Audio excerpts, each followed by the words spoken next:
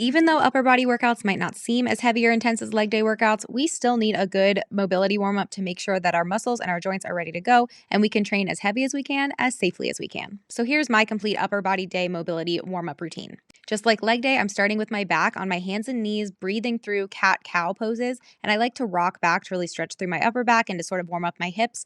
Even though I'm training upper body today, my legs are still really active, especially in a bench press. So I'm going to make sure they're ready to go too. Then I go into some thoracic twists. This is to stretch and open up my upper back. I'm also starting to stretch through my chest and get my shoulders moving as that hand that's planted is still working through the shoulder as you twist. Then I get on my feet and I grab a band for my favorite part of the warm up routine, which is these shoulder dislocates. You're not actually dislocating your shoulder, but we are working through the full range of motion of the shoulder, and you'll feel stretch through your chest, your upper back, and then your shoulders. We're going to do both arms and then the single arms individually.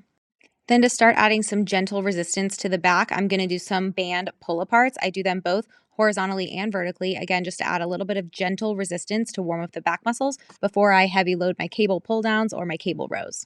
While I have the band in my hand, I might as well do some gentle lat pull downs. I loop it up over my rack and then sort of bend forward so that I can pull along the same line as my midline. Is a gentle lat pull down. Later on, I'm going to do heavy pull-ups and heavy lat pull downs, so it's going to be really helpful, and some banded pullovers as well for the same reason.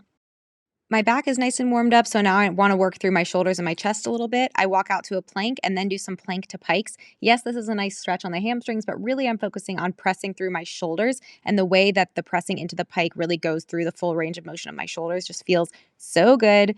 And usually my legs are sore from my leg workout the day before, so this is a nice stretch for those legs. And then I lower down in push-up position for some warm-up of my chest, and I extend the arms out to the side to warm up the rear delt and rotator cuff as well. And then the push-up is like a gentle warm-up for my chest before I get into a heavy bench press. Then we need to make sure we warm up our rotator cuff so that our shoulders stay nice and safe during our workout. I grab 2 light plates and hold them up in goalpost and then rotate them intentionally as far as I can down. I like to do it alternating just so I can focus on one arm at a time. And then I also do some very light lateral raises and arm circles with these weights, again, just to make sure my shoulders are warmed up with some gentle resistance before I go heavy later on.